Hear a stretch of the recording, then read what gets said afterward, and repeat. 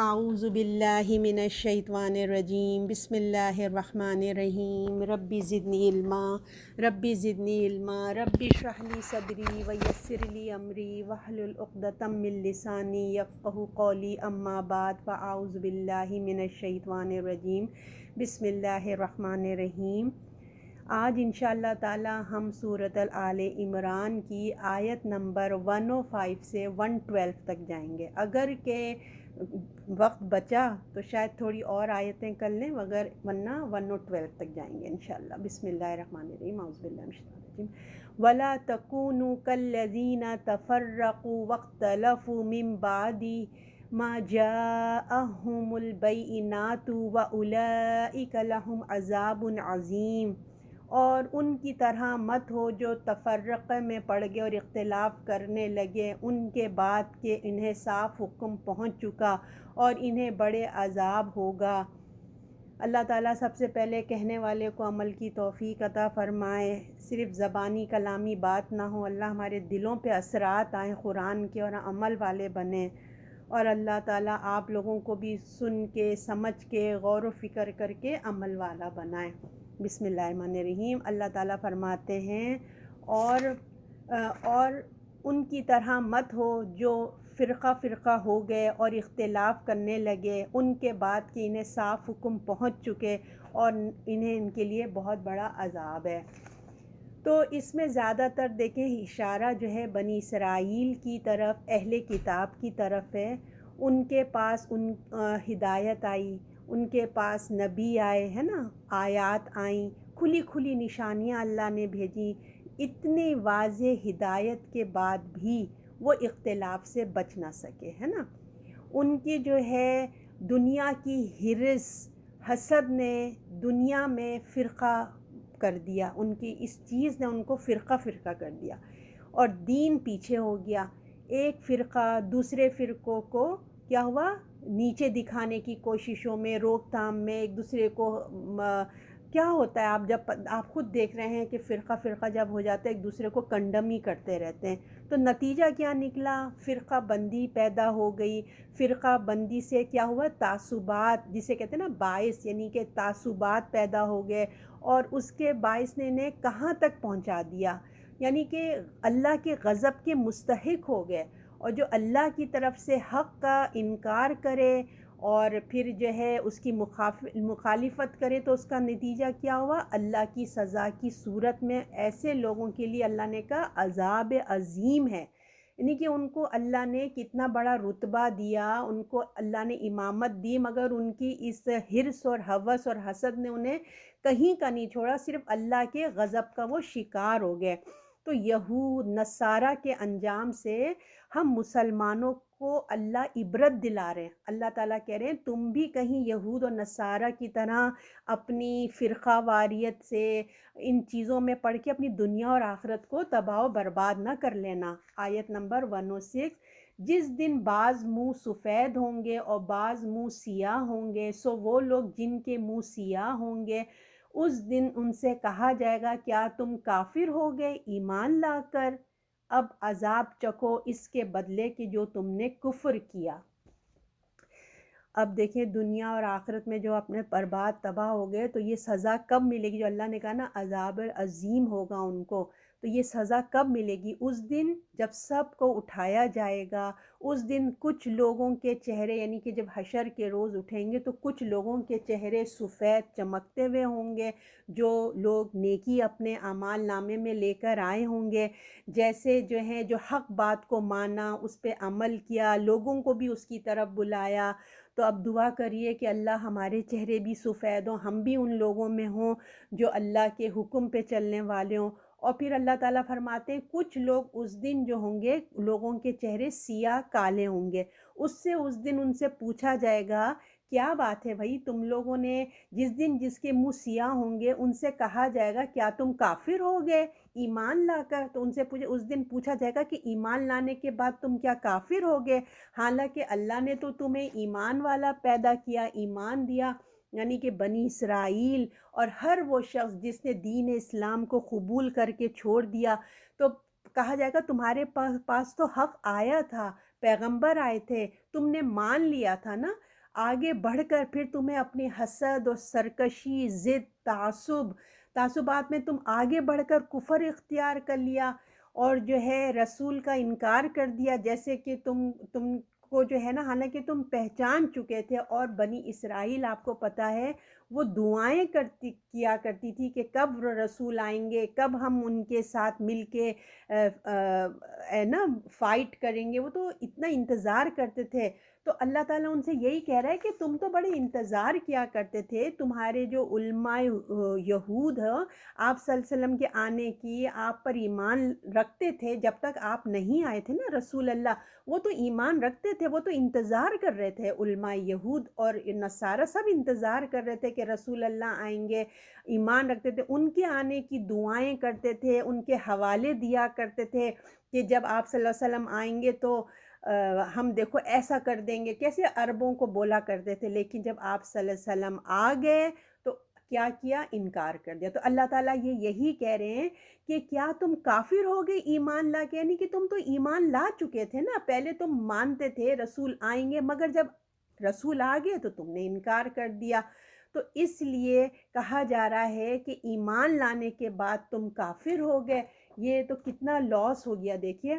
تو ہمارے لیے بھی اس میں سبق ہے کہ ہمارے سامنے بھی جب حق آ جائے تو بغیر کسی تعصب کے، باعث کے ہمیں اس کو قبول کرنا چاہیے۔ جب بنی اسرائیل نے اپنے آپ کو فرقہ میں بانٹ لیا، اپنے گروہ کر لیا، اور علماء میں جو ہے جو کہا اس کا مانتے چلے گئے، حق آ گیا تھا، حالانکہ رسول آ گیا، رسول کو پہچان گئے تھے، مگر جان بوجھ کر انہوں نے انکار کر دیا نا۔ اللہ نے ان کے درمیان حضرت عیسیٰ کو بھی بھیجا تھا، مگر اس سے بھی انہوں نے فائدہ نہ اٹھایا۔ ایسے لوگوں کے چہرے کیا ہوں گے؟ سیاہ ہوں گے۔ قیامت کے دن ان سے پوچھا جائے گا، بتاؤ ایسا نہیں تھا کہ تم نے ایمان لا کر کافر بن گئے؟ اب ان کی سزا چکو، جو تم نے اپنے ایمان کو گنوایا اب اس کی سزا چکو۔ یہ ہے وہ کفر جس پر اللہ کا عذاب ہمیشہ مسلط ہو جاتا ہے۔ اللہ ہم سب کو اپنی حفاظت میں رکھے۔ اللہ سے دعا کریں کہ اللہ ہم سب کو ہماری نسلوں کو بھی بچا کے رکھے، کیونکہ دیکھیں جب انسان پہ حقیقت واضح ہو چکی، ایک ہوتی ہے نا کہ مس انڈرسٹینڈنگ ہے، ابھی بات واضح نہیں ہو رہی ہے، انسان کوششوں میں لگا ہوا ہے، ایک ہوتا ہے کہ جب ان کے اوپر حق ظاہر ہو گیا، ان کے دلوں نے مان لیا، ان کے ذہنوں نے مان لیا کہ ہاں بھائی یہ جو بات ہے نا بالکل صحیح ہے، مگر میں نہ مانوں، نہیں کیوں میں مانوں؟ جو میرے باپ دادا کرتے چلے میں تو بس وہی صحیح ہے۔ تو حقیقت واضح ہو گئی، کوئی شک و شبہ نہیں تھی، کوئی مس انڈرسٹینڈنگ نہیں تھی، مگر جان بوجھ کے کیا کیا؟ حق کا انکار۔ تو بنی اسرائیل کے لوگوں نے ایسا ہی، ان کے جو علماء تھے، جو ایک گروہ تھا، اس نے ایسا ہی کیا تھا، رسول کو جان کے مان کے انکار کر دیا۔ اسی طرح ابو جہل، ابو لہب، یہ مانتے تھے رسول اللہ صحیح ہیں، مگر ان کو ضد تھی کہ اگر ہم نے ان کو مان لیا تو جو ان کو برتری ہے وہ ہمیں نہیں ملے گی۔ اب وہ تو زمانہ گیا، اگر ہم اپنے آپ کو دیکھیں، ہم لوگ قرآن پڑھ رہے ہیں، کتنے لوگ قرآن پڑھ رہے ہیں، اگر اس میں حق آتا ہے کہ کیا بدعات ہیں، کیا شرک ہیں، سب کچھ جان کے بھی اگر ہم یہ کہیں کہ نہیں، جو ہمارے امی ابا کرتے چلے آئے ہیں، جو ہمارے علماء کہتے ہیں بس وہی صحیح ہے، قرآن کی آیتوں کو پیچھے مگر اپنے لوگوں کو آگے کریں گے، تو پھر اللہ تعالیٰ اس چیز کو بہت ناراضگی ہو جاتی ہے اللہ تعالیٰ کی نا، اللہ کا غضب کا شکار ہو جاتے ہیں، یعنی کہ حق آ گیا، سب کچھ جان بوجھ کے انکار نہ، اللہ کو یہ چیز پھر پسند نہیں آتی۔ اب آیت نمبر 107، اور وہ لوگ سفید جو جن کے چہرے ہوں گے سو وہ اللہ کی رحمت میں ہوں گے اور ہمیشہ اس میں رہیں گے، اللہ ہم کو بھی اس میں سے کر دے پروردگار۔ تو وہ لوگ جن کے چہرے سفید ہوں گے اللہ کی رحمت کے سائے میں ہوں گے اور اس میں ہمیشہ رہیں گے، نہ ختم ہونے والی ان کی رحمتیں ہوں گی۔ دیکھیں آج جب دنیا میں ہم دیکھتے ہیں کہ رنگ و نسل جو کالے ہیں، گورے ہیں، تو اس کی کوئی اہمیت نہیں ہے، ہے نا؟ اللہ نے کہا اصل چیز کیا ہے؟ تقوی۔ کوئی گورا ہے، کالا ہے، براؤن ہے، اس سے کوئی میٹر نہیں ہوتا، یہ ایک پہچان ہے، ہر ایک ملک کی پہچان ہوتی ہے کہ یہ وہ ملک کے رہنے والے ہیں، ہے نا؟ تو اللہ نے اس کو دنیا میں کسی قسم کی اہمیت نہیں دی، کسی نسل رنگ کو کوئی اہمیت نہیں دی ہے۔ اصل اہمیت کس چیز کی ہے؟ تقوی ہونا چاہیے اور آخرت کی تیاری ہونا چاہیے۔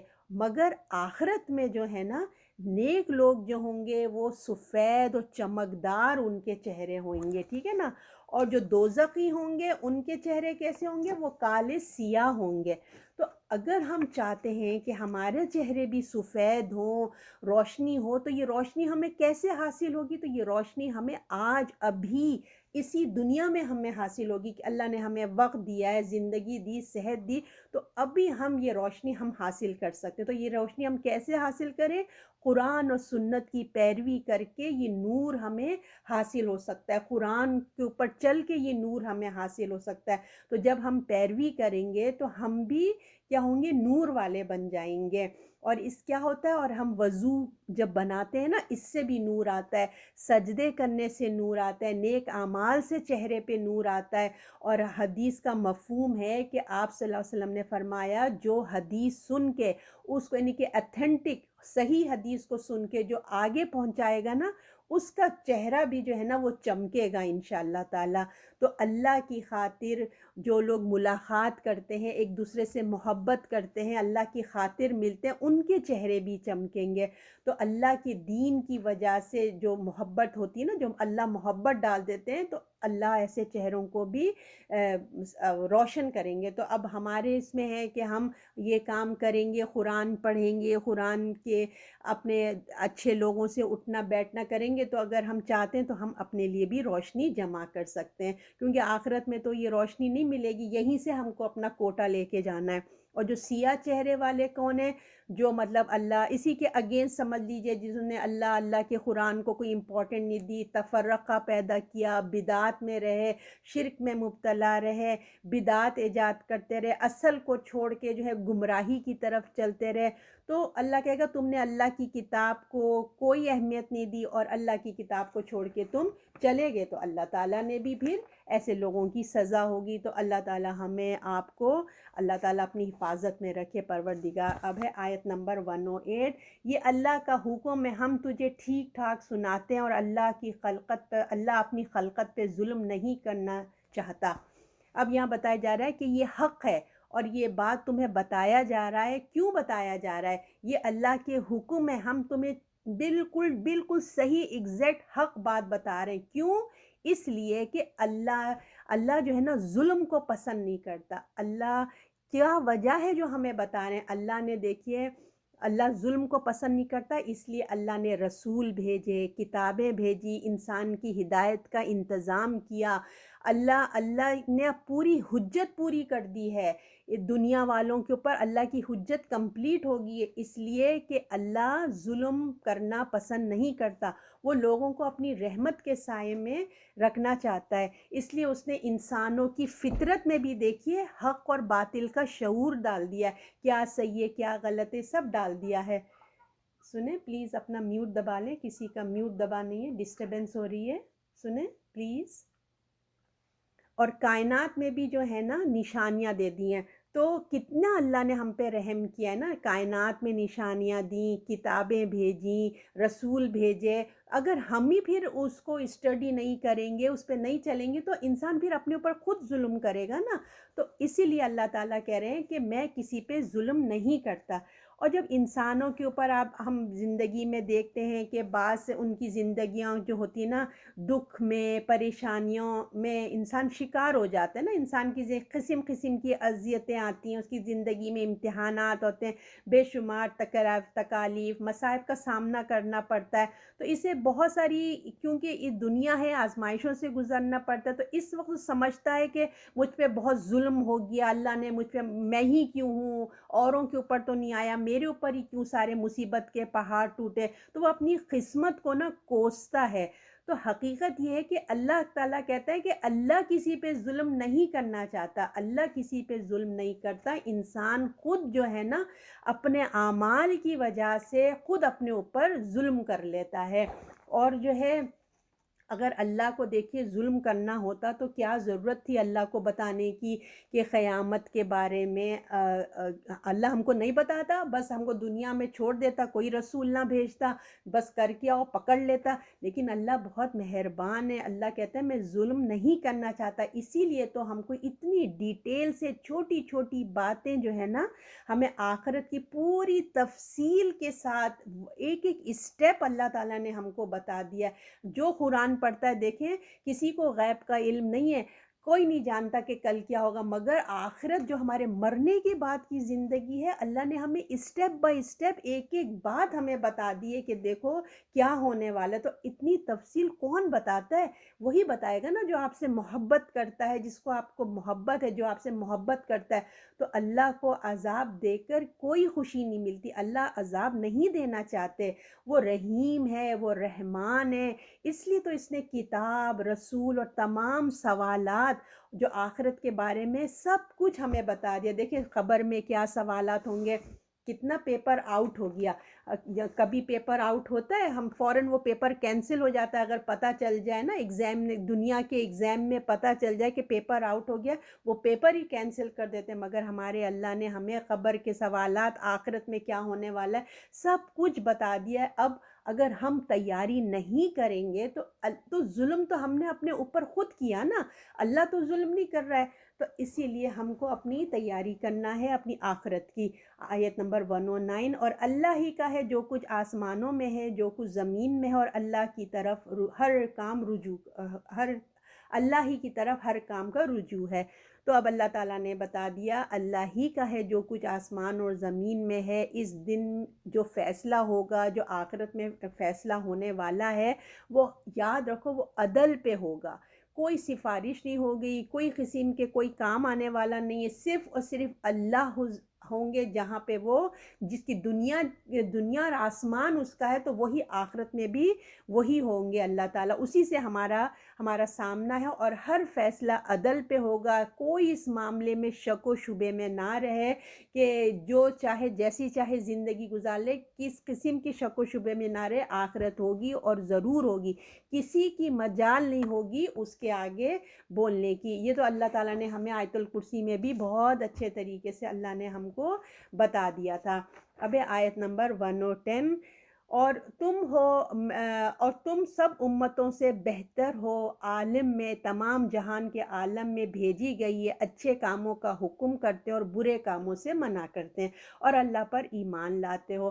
اور اگر اہل کتاب ایمان لاتے تو ان کے لیے بہتر ہوتا، ان میں سے کچھ ایمان پر ہیں اور ان میں سے اکثر نافرمان ہیں۔ اب دیکھیں وہی آیت جو ہم نے آج ڈسکس کر رہے تھے، لاسٹ ویک میں بھی ہم نے ڈسکس کی تھی، نیکی کا حکم کرو اور برائی سے روکو، تو آج پھر اللہ تعالیٰ نے ہمیں اس کی یاد دہانی دوبارہ کرائی ہے۔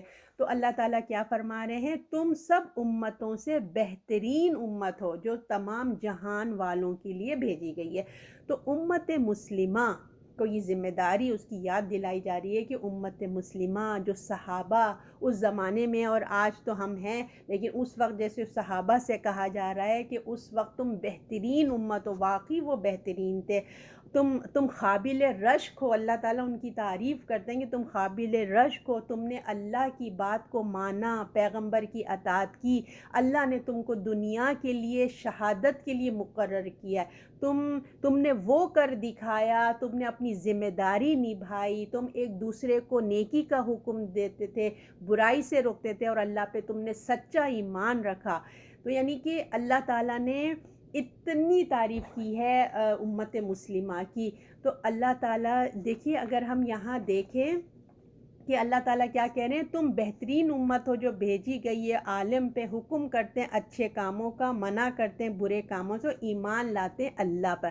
اگر آپ یہاں دیکھیں تو جو امت مسلمہ کی بات ہو رہی ہے کہ بہترین امت، پہلے کیا آیا ہے؟ اچھے کاموں کا हुक्म देना और मना करते हैं बुरे कामों से, और फिर ईमान लाते हैं अल्लाह पर। ये देखिए पहले तरतीब में थोड़ा देखिए, आप देखेंगे ना ऑपोजिट हो रहा है हमेशा। वरना क्या आता था, ईमान लाओ अल्लाह पर, अमल करो अच्छे, इसी तरह आता है ना कि पहले ईमान की बात होती है, बाद में दूसरी चीज़ें आती है। मगर इस आयत की आप अहमियत को जानिए कि नेकी का हुक्म देना और बुराई से मना करना ये इतना इम्पॉर्टेंट है। क्यों? इसलिए कि ईमान के लिए ये काम ज़रूरी है। ईमान की तकमील ही तब होगी जब हम ये करेंगे। तो अल्लाह का ईमान लाने का हुक्म, यानी कि बाद में उसके उसके ऊपर ये बात आ गई है। तो इसके इम्पॉर्टेंट को समझें, बात यहाँ पे कि इस इम्पॉर्टेंट को समझें। जो अल्लाह ने आपको मुझे जो इतना बड़ा रुतबा दिया है ना, ये मनसब जो आपको मुझे इतना बड़ा जो हमको ऑनर मिला है, उस ऑनर को समझें।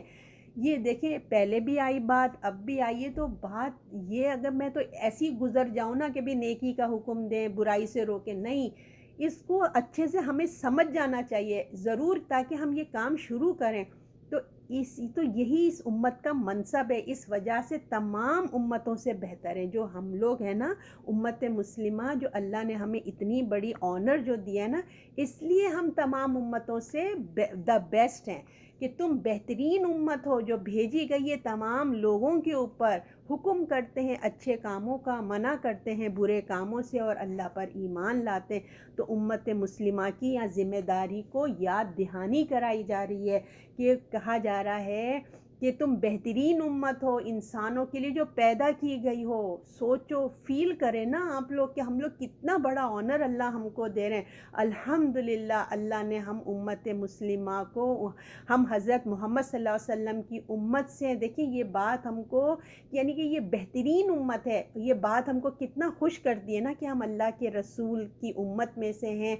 हम बहुत, यानी कि बहुत बड़ा रुतबा, इतनी बड़ी ज़िम्मेदारी होती है। जितना बड़ा आपका ऑनर होगा, जितना बड़ा आपका ओहदा होगा, तो आपको पता है कि उतनी ही बड़ी ज़िम्मेदारी होती है। और हम सिर्फ इतने हिस्से में ना बहुत खुश हो जाते हैं कि अरे हम तो रसूल की उम्मत में हैं, हम तो बख्शे बख्शाए हैं, हमारे रसूल तो हमारे लिए बख्शिश की दुआ करेंगे। और जो ज़िम्मेदारी है ना, हम उससे आंख बंद कर लेते हैं।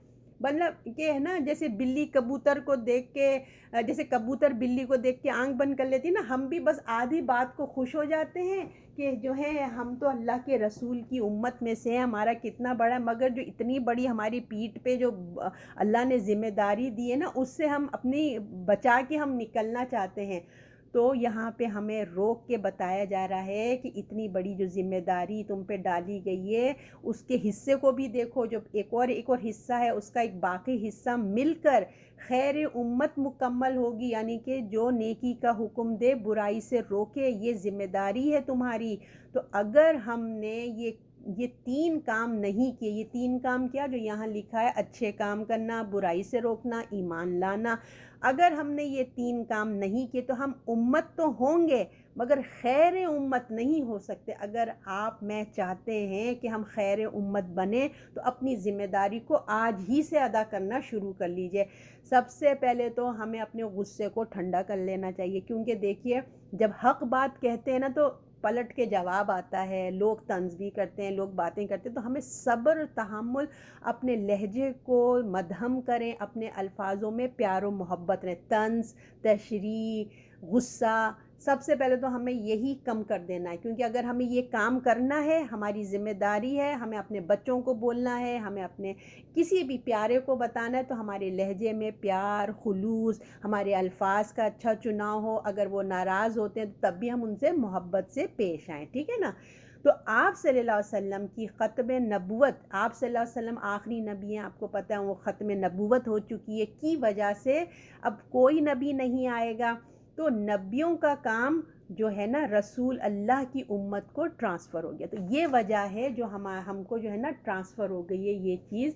अल्लाह के रसूल क्योंकि आखिरी नबी हैं, अब कोई नबी नहीं आएगा, तो अब हम उनकी उम्मत है ना। तो जब नबी नहीं आएंगे तो इसलिए उनकी जो ज़िम्मेदारी थी वो आपको, मुझे अब हम ट्रांसफ़र हो गया है।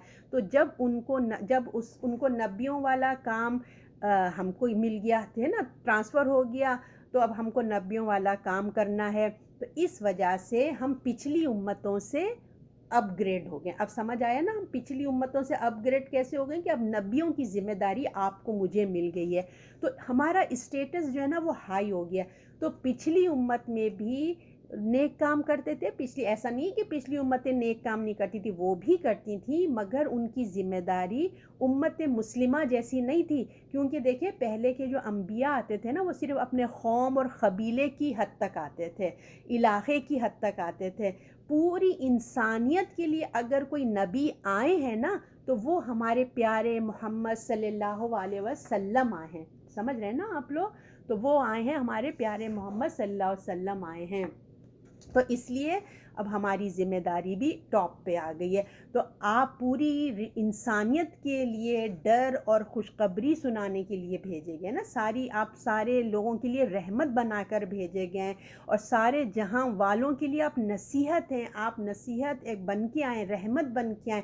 تو اب آپ صلی اللہ علیہ وسلم چلے گئے, تو لہٰذا ان کی امت کو یہ ذمہ داری ڈالی گئی ہے ان پہ. تو یہ بہت بڑا منصب ہے. اگر آپ یہ تھوڑی دیر کو فیل کریں نا کہ ہمارا کتنا بڑا آنر ہے, ہم لوگ اپنے آنر کو, اپنے عہدے کو ہی بھول گئے, اس لیے ہم لوگ کمپلیکس میں چلے گئے. ہم لوگ جو ہے نا دوسروں سے امپریس ہو رہے ہیں, جبکہ ہمارے پاس اتنا بڑا ہمارے پاس آنر ہے. تو ہمیں اپنی افضیلیت کا معیار ہم کو سمجھنا چاہیے کہ جو اللہ نے ہمیں فضیلت کا معیار بخشا ہے, ہم نیکی کیا ہے, وہ ہماری فضیلت کب آئے گی جب ہم نیکی کا حکم دیں اور برائی سے روکیں. اگر ہم نے یہ کام نہ کیا, صرف دیکھیں ہم اپنی عبادات میں لگے رہے, اپنی نمازوں میں لگے رہے, ہے نا, تو کیا ہوگا, ہم اپنی نماز روزہ ہم اسی چیزوں میں تسبیحوں میں لگے رہے تو کس کو فائدہ ہو رہا ہے؟ آپ کی نماز سے تو آپ کو فائدہ ہوگا نا, آپ کے روزے رکھنے سے آپ کو فائدہ, مجھے کیا فائدہ؟ آپ نماز پڑھ رہے تو مجھے کیا فرق پڑ رہا ہے بتائیے؟ آپ اپنے جان نماز پہ تسبیحاں پڑھ رہے, مجھے تو کوئی فائدہ نہیں ہو رہا ہے, یہ تو آپ کی ذات کو فائدہ ہو رہا ہے. تو اسی لیے نیکی کا حکم برائی سے روکنا جو ہوتا ہے نا تب ہوگا جب ہم الحمدللہ نماز بھی پڑھیں, روزہ بھی رکھیں, زکوٰۃ بھی دیں, حج بھی دیں, سب اللہ کے احکامات کو مانیں, اور ساتھ ساتھ ہم جھوٹ کو بھی چھوڑیں, غیبت کرنا چھوڑیں, ہے نا, اور بے ایمانی نہ کریں, دیانت داری کریں, اچھے کام کریں. تب ہمارے اخلاق سے, ہمارے اعمال سے دوسروں کو فائدہ ہوگا, ہے نا. تو تب ہے فائدہ, میری نمازوں سے فائدہ نہیں. میرا دوسرے کو فائدہ کب ہوگا؟ جب میں جھوٹ نہیں بولوں گی, کسی کی غیبت نہیں کروں گی, کسی کی بے عزتی نہیں کروں گی, کسی کی چغلیاں نہیں کروں گی, تب دوسرے پرسن کو فائدہ ہوگا. تو یہ ہمارے عمل سے دوسروں کو ایک ترغیب ہوگی, دوسروں کو ایک سمجھے ایک تبلیغ ہوگی, ہے نا. تو جو یہ کیریکٹر ہے ہمارا وہ لوگوں کے سامنے آئے گا. نیکی کا حکم دینا, دیکھیے نیکی کا حکم کرنا بہت آسان ہے, ایسا کام ہے جس کو دیکھیے ہم کسی غیر مسلم کو بھی کر سکتے ہیں, اتنا آسان ہے. اچھی بات کرنا کس کو برا لگتا ہے؟ کوئی سب میٹھے میٹھے سن لیتے ہیں کہ ہاں بہت اچھی بات کی تم نے, بہت اچھی کی. اصل کام یہ ہے کہ برائی سے روکنا, اصل کام یہ ہے کہ نہیں عن المنکر, جو ہم مسلمانوں کے سامنے بھی کرنے سے ڈرتے ہیں. مسلمان تو دور کی بات, اپنے بچوں سے جو ذرا بچے جوان ہو جائیں تو ان کو بھی آگے سے بولنے سے ہم ہچکچاتے ہیں کہ اللہ ان کا تو موڈ آف ہو جائے گا, یہ ناراض نہ ہو جائیں, آگے سے بدتمیزی سے جواب نہ دے دیں. ہر ماں یہ فیل کر سکتی ہے, ہر باپ یہ فیل کر سکتا ہے. تو جب بچہ بدتمیز ہو, اگر اس کو ہم کوئی برائی سے منع کرنے کی جائے نا تو پہلے ہم سوچتے ہیں کہ یا اللہ یہ ہمارے اٹھ کے بدتمیزی سے جواب ہی نہ دے دے, یا ناراض ہو کے گھر سے نہ چلا جائے. بہت سارے شک شیطان ہمارے دل میں ڈالتے. تو اصل تو بات یہی ہے کہ برائی سے روکنا, تو یہ ذمہ داری کو ہم نے چھوڑ دیا ہے دراصل. تو اللہ تعالیٰ اس اللہ کے جو ایک گروہ ہے, اللہ نے, ہم نے پچھلی آیت میں پچھلے لاسٹ ویک کے سبق میں پڑھا تھا نا, اللہ نے کہا ایک گروہ تو ہونا ہی ہونا چاہیے, کیونکہ اللہ نے فرما دیا ہے کہ وہ ہمیشہ ہونا لازمی ہے. اور باقی جو ایک گروہ تو اپنا کام کرے گا ہی, لیکن ہر ایک اپنے اپنے دائرے میں کام کرے گا, ٹھیک ہے نا.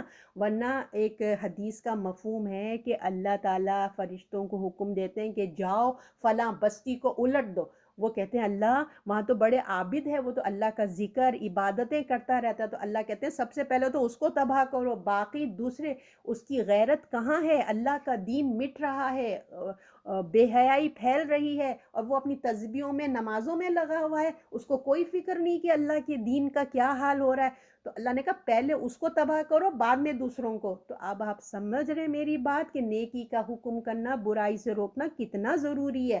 اب ہم کو یہ احساس ہونا چاہیے کہ صرف اپنا ہی گھر صاف نہ کر لیں، بلکہ اپنا کچرا باہر لے جا کے پھینکیں گے، محلہ صاف ہوگا تو ہمارا بھی کچرا گھر صاف ہوگا نا، ورنہ اپنا کچرا باہر کر دیا، وہ اڑ کے کدھر آئے گا، ہمارے گھر ہی آئے گا نا۔ تو اپنے بچے کی بھی فکر کریں، دوسروں کی بھی بچوں کی فکر کریں، ٹھیک ہے نا۔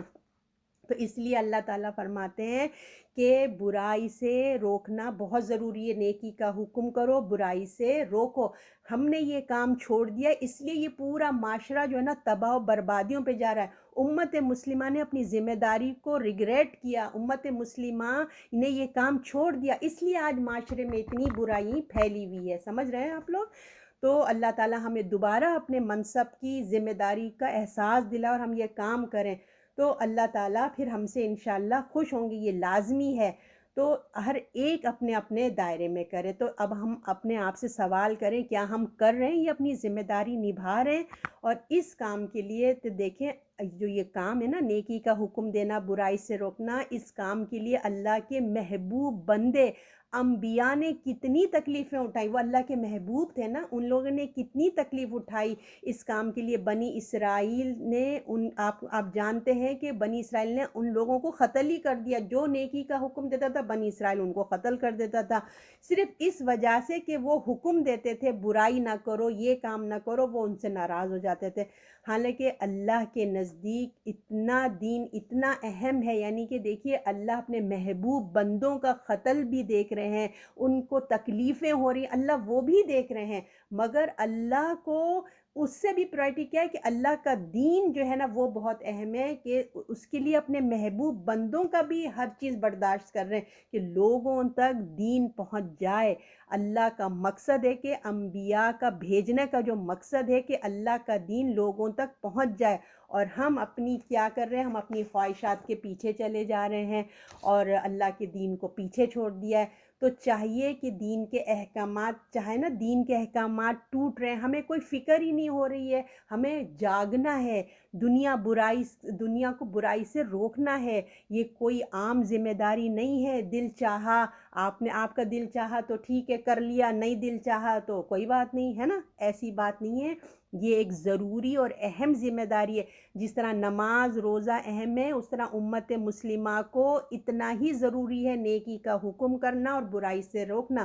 ہم کو دی گئی ہے، کیونکہ قرآن میں جنت میں جانے کے آپ کو پتہ ہے نا 4 شرط ہیں، جو سورۃ والعصر میں بتا دیے گئے۔ اگر جنت میں جانا ہے آپ کو، مجھ کو، ہر ایک کو جانا ہے نا جنت میں، یہ تو نہیں ہے کہ بھائی وہ علماء ہی جائیں گے اور آپ آرام سے بیٹھے رہیں گے، نہیں، ہر ایک کے لیے اللہ نے شرط رکھی ہے۔ اگر تمہیں جنت میں جانا ہے تو زمانے کی قسم اللہ تعالیٰ نے کھا لیا ہے، اس زمانے نے دیکھیے حضرت نوح علیہ السلام کی قوم کا تباہ ہونا دیکھا، فرعون کا، صالح علیہ السلام، سمود کی قوم کو، ہر ایک کو تباہ ہوتے ہوئے اس زمانے نے دیکھا۔ وہی سورج ہے، چاند ہے، سب نے وہ گواہ ہیں، انہوں نے دیکھا ہے کہ کس طرح جس نے اللہ کی نافرمانی کی وہ تباہ و برباد ہو گئے۔ مگر جو 4 چیزیں اپنائے گا، ایمان، عمل صالح، نیک بات کا حکم کرنا اور برائی سے روکنا اور حق بات پہ صبر کرنا، اگر آپ اور میں چاہتے ہیں، اگر ہم جنت میں جانا چاہتے ہیں تو یہ 4 چیزیں ہر ایک مسلمان کے اوپر لازم ہے۔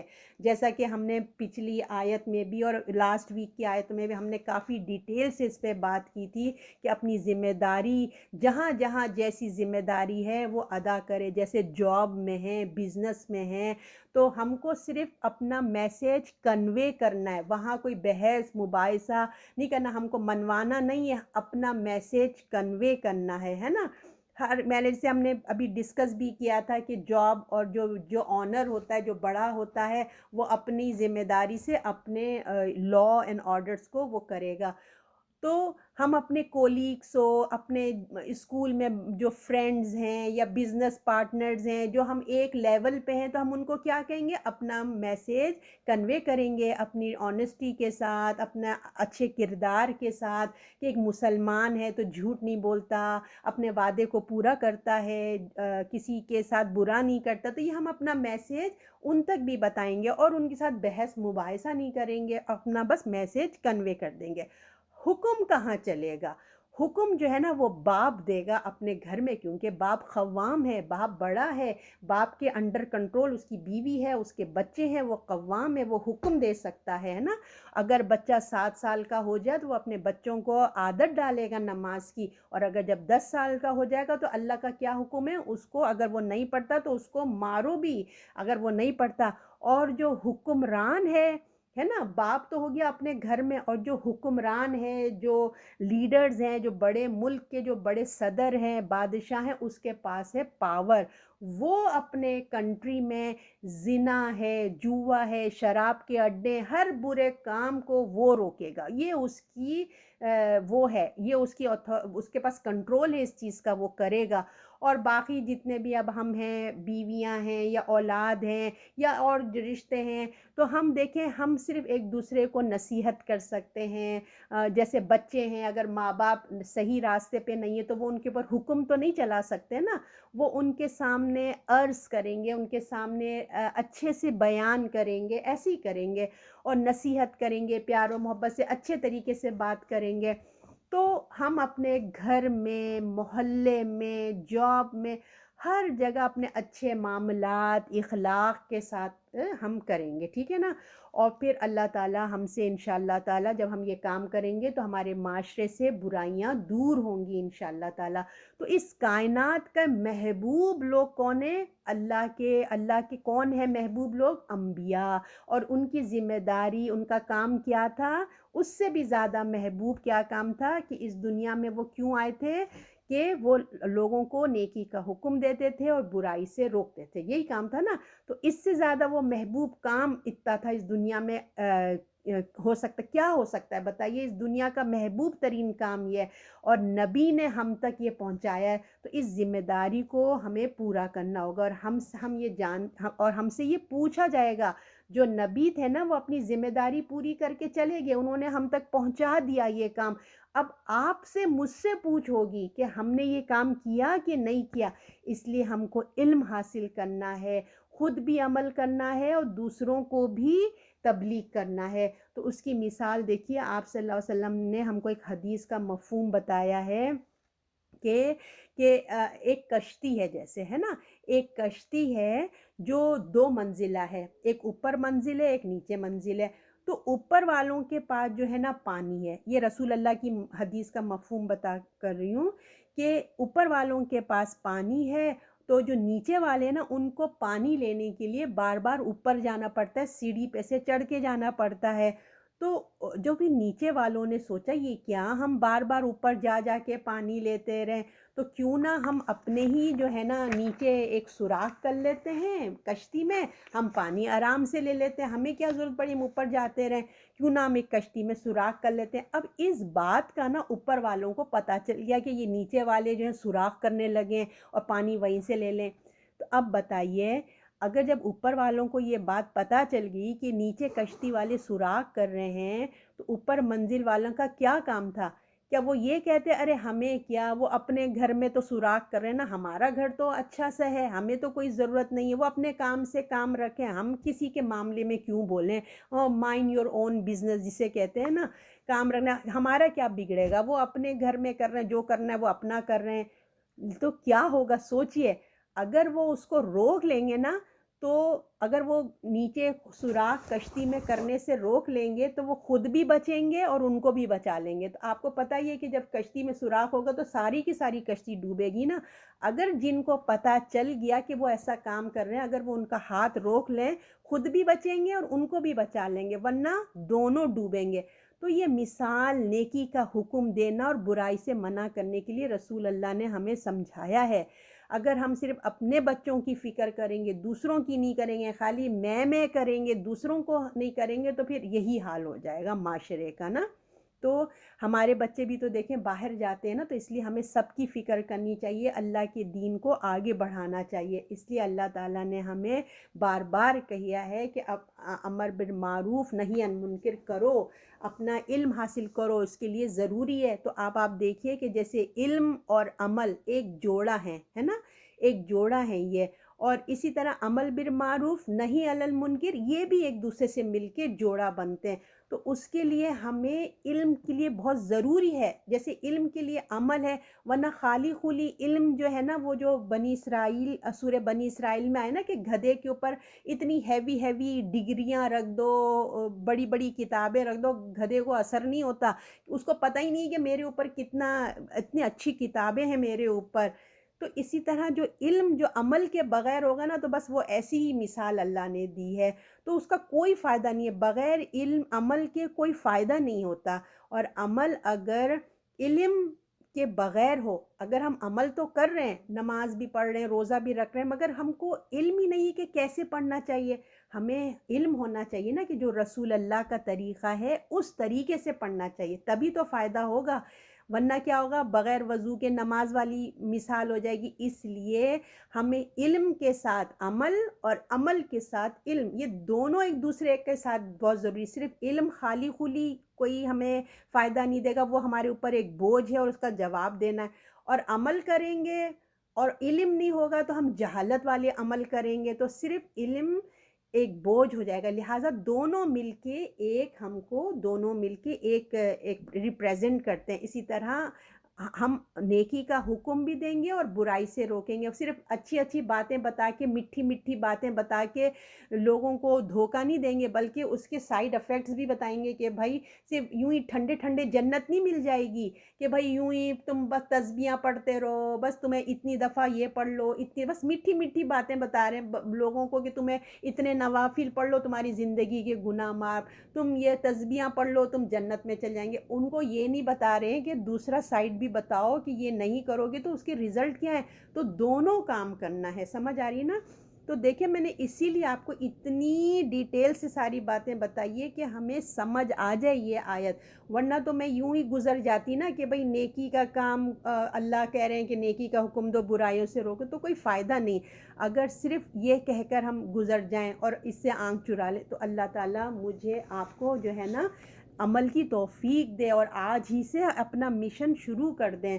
اب آگے کا حصہ ہے، اور اگر اہل کتاب ایمان لاتے تو ان کے لیے بہتر تھا، ان میں سے کچھ ایمان پر ہیں اور ان میں سے اکثر نافرمان ہیں۔ اب اللہ تعالیٰ فرما رہے ہیں کہ دیکھو اگر اہل کتاب بھی نا اگر ایمان لے آتے، قرآن پر ایمان لے آتے تو یہ ان کے لیے بہت بہتر ہوتا ہے نا، اور مگر ان میں سے کچھ نے مانا، اور مگر زیادہ تر کیا ہیں، انہوں نے نہیں مانا، حالانکہ اللہ نے ان کو تو موقع دیا تھا، ان کے پاس رسول آئے، موقع دیا، مگر انہوں نے اپنے سے انکار کر دیا، اکثر جو ہیں وہ نافرمان ہو گئے۔ اب آیت نمبر 111 ہے، تمہارا کچھ نہ بگاڑ سکیں گے زبان سے ستانے کے سوا، اور اگر تم سے لڑیں تو پیٹھ پھیر کے چلے جائیں، ان کی مدد نہیں ہوگی۔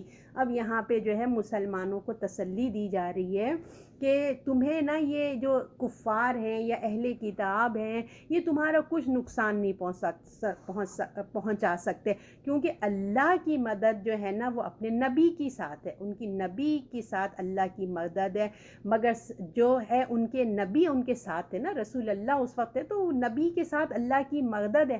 ہاں تم کو یہ ذہنی ٹارچر کر سکتے ہیں، ہوتا ہے نا کہ پتہ نہیں اب کیا پلان کر رہے ہیں، اب کیا کریں گے، کوف تو پتہ نہیں کب کیا کر دے، ایک ذہنی ٹارچر تو تمہیں ہو سکتا ہے، مگر یاد رکھو کہ سچائی کے مقابلے میں نا وہ تمہارا کچھ نہیں کر سکتے۔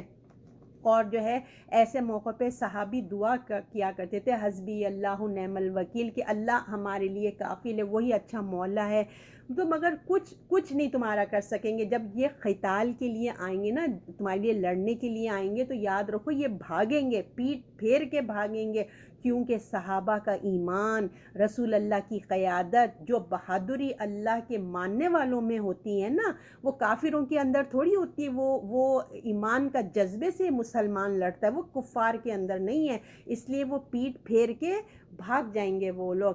تو اللہ تعالیٰ جو ہے نا یہ بنی اسماعیل کو ایک طرح سے تسلی بھی دے رہے ہیں، تم اب جس مقام پر ہو ایمان اور عمل سے، وہ خیر امت جو نا کوئی دشمن تمہارا کچھ نہیں بگاڑ سکتا، تم اتنے تمہارے اندر ایمان ہے، اس کے اندر تم حوصلہ رکھو، یہ تمہیں اذیت تو دیں گے، یہ صحابہ لوگوں کو اللہ تسلی دے رہے ہیں اس وقت، یہ تمہیں اذیت تو پہنچائیں گے، تمہارا بھی تو امتحان ہے، تمہیں بھی امتحان سے گزرنا ہے، تو یہ تمہیں معمولی اذیت تو دیں گے مگر اپنی زبان سے، اپنی چیپ حرکتوں سے، مگر انہوں نے آگے بڑھ کر اگر تمہیں مٹانے کی کوشش کی تو ان کی کوئی مدد اللہ نہیں کرے گا۔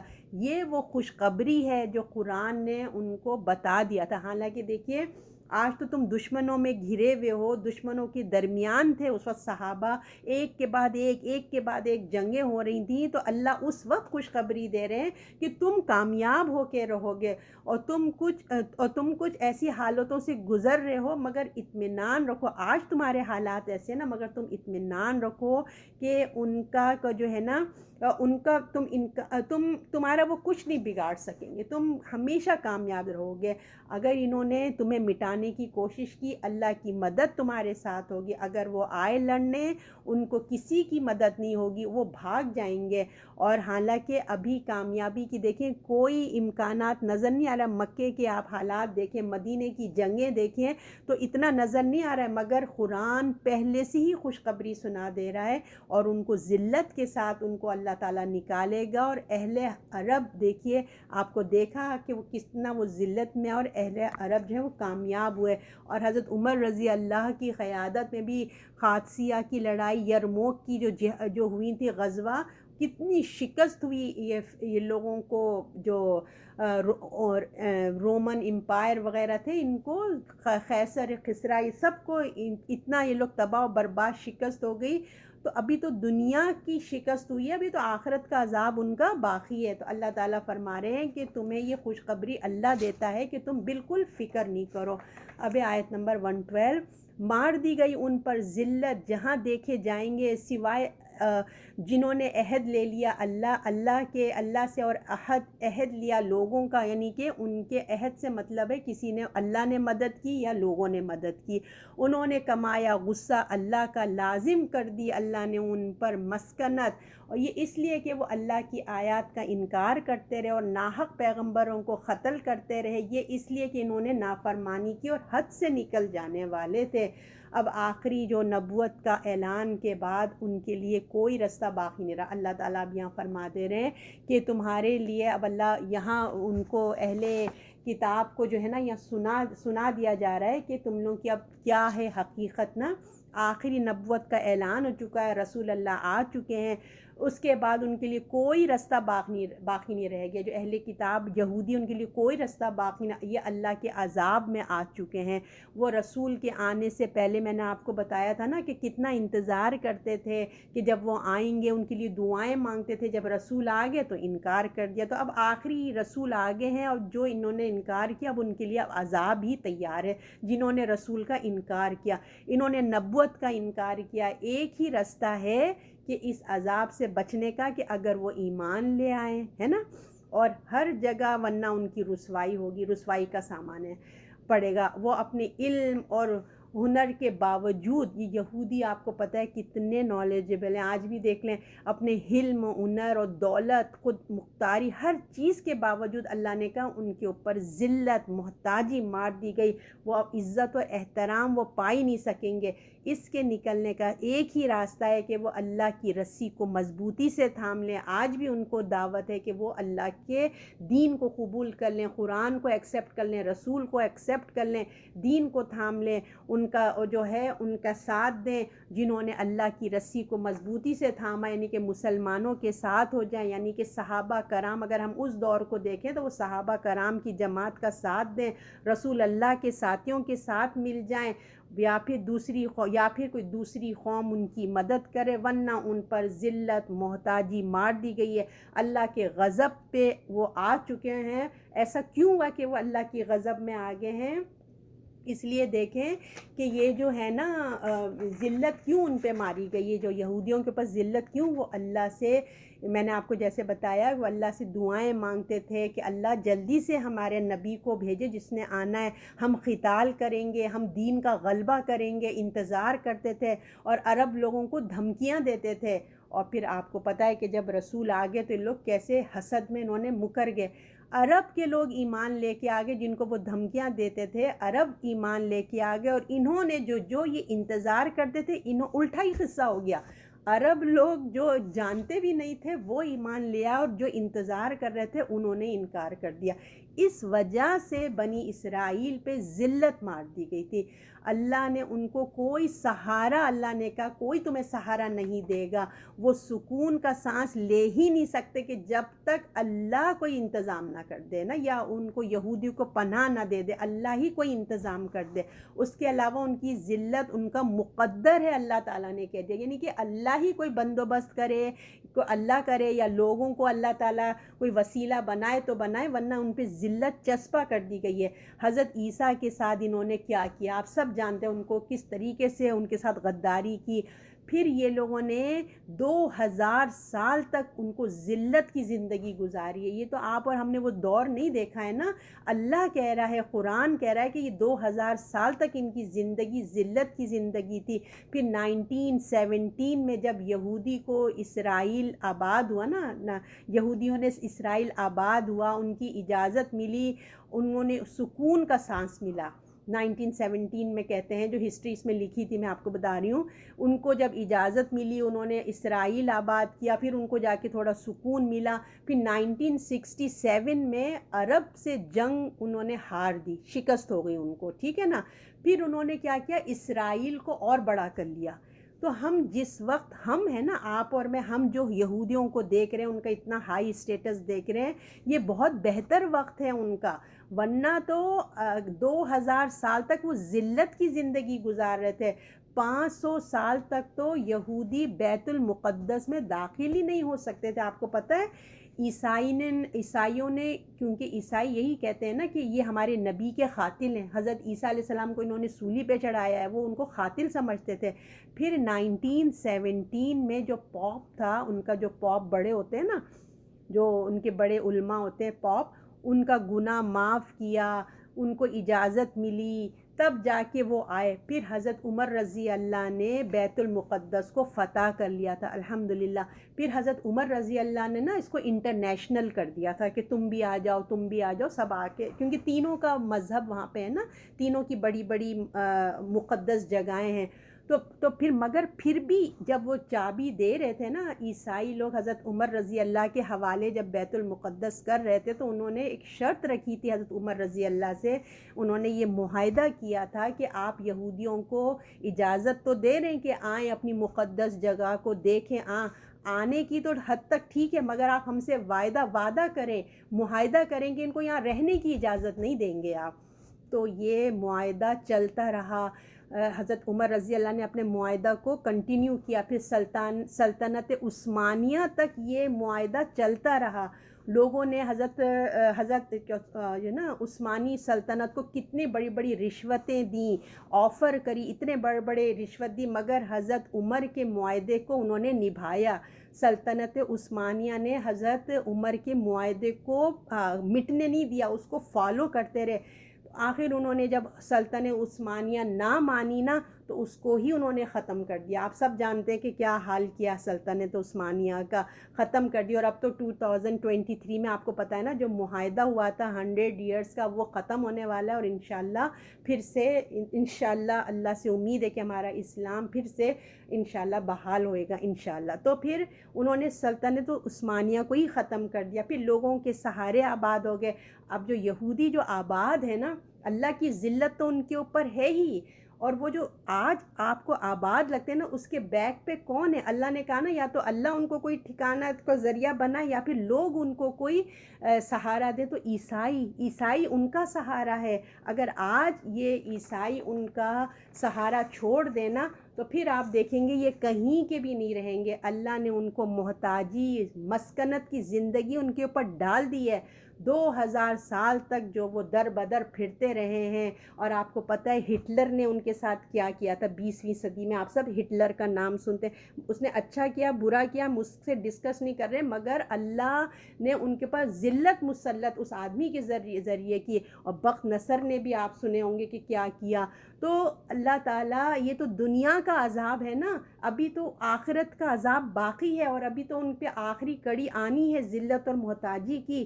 تو پھر اللہ تعالیٰ جو ہے ان کو بتائیں گے کہ جو انہوں نے یہ حرکت کی تھی, اللہ تعالیٰ ان کے آخرت میں ان کا انجام ابھی باقی ہے. تو اللہ تعالیٰ یہی فرما رہے ہیں یہ اس لیے کہ وہ اللہ کی آیات کا انکار کرتے تھے. کیوں ان پہ ذلت اور مسکنت کیوں ماری گئی ہے, یہ اس کا جواب بتایا جا رہا ہے. یہ اس لیے کہ وہ اللہ کی آیات کا انکار کرتے تھے, ناحق پیغمبروں کو قتل کرتے رہے. یہ اس لیے کہ انہوں نے نافرمانی کی, حد سے گزر گئے. تو یہ ذلت جو ان پہ ماری گئی کوئی معمولی جرم نہیں تھا ان کا. یہ اللہ کی آیات کا انکار کرنا, پیغمبروں کو قتل کرنا, جان بوجھ کے اللہ کے نبیوں کا انکار کرنا کوئی معمولی بات نہیں تھی. تو اللہ تعالیٰ نے یہ حد درجہ لوگ کراس کر چکے تھے, اپنی حدوں کو کراس کر دیا تھا انہوں نے. تب اللہ نے کہا یہ حد سے نکل جانے والے ہیں, تو اس لیے اللہ نے ان کے اوپر ذلت محتاجی مار دی گئی ہے. آج یہ بظاہر ہمیں بڑے اسٹیٹس والے نظر آتے ہیں, مگر ان کے بیک پہ ابھی بھی مسلمانوں کا خوف ہے, کیونکہ ہماری قرآن میں لکھا ہے, ہمارے اللہ نے بتا دیا ہے, ہماری حدیثوں میں ہے. اور جب حضرت عیسیٰ علیہ السلام آئیں گے اور دجال سے مقابلہ ہوگا, تو یہ یہودیوں کا آخری جو کہتے ہیں کہ آخری ان کا خاتمہ ہوگا, ان کی جو آخری ان کی ذلت اور ان پہ جو عذاب آنا ہے نا وہ آئے گا. اور یہ بھی ہم نے حدیثوں میں پڑھا ہے کہ وہ غرقت کا ایک درخت ہوگا جس کے پیچھے وہ چھپ جائیں گے. تو وہ ایسا درخت ہوگا جو کہتے ہیں آج یہودی اتنے سارے لگا رہے ہیں. اگر آپ اپنے .com پہ ڈالیں گے نا, غرقت کر کے لکھیں گے, تو آپ کو وہ ٹری دکھائیں گے. ایسا بڑا سا ہے, بالکل جیسے نا بہت بڑا جیسے گھنا سا درخت ہے کہ اس کے پیچھے کوئی چھپے تو نظر نہیں آئیں گے. تو ان کے اس میں کہ وہ درخت ان کو پناہ میں دے گا شاید, تو اس لیے وہ اتنی تعداد میں کہہ رہے ہیں وہ درخت لگائیں گے. دیکھیں ان کو ہماری حدیثوں سے پہ کتنا بلیو ہے, ان کو اتنا یقین ہے, وہ ابھی سے فیوچر کی تیاری کر رہے ہیں. اور ہمارے پاس جو ہے کتاب, ہماری کوئی ہم اس کی وہی نہیں, قدر ہی نہیں ہے ہمارے پاس. اللہ تعالیٰ آپ کو مجھے بنی اسرائیل جیسی ذلت اور محتاجی سے بچائیں, اور ان کی جیسا نہ بنائے, بنی اسرائیل جیسا ہم کو نہ بنائے. جو اللہ نے ہمیں ذمہ داری دی ہے, جو عہدہ ہمیں اللہ تعالیٰ نے دیا عطا فرمایا ہے, اس کی ہم قدر کریں اور ہم اس پہ عمل کرنے والے بنیں. اللہ سے دعا کیجئے کہ اللہ ہم اللہ کے جو امر بالمعروف نہی عن المنکر ہیں, ہم اس کو بہترین انداز سے ادا کرنے والے بن جائے, تاکہ ہم اللہ کو آخرت میں کہہ سکیں کہ اللہ ہم یہ کام کر کے آئے ہیں. اللہ آپ سے مجھ سے یہ کام بہت اچھے طریقے سے لے لے. صدق اللہ العظیم.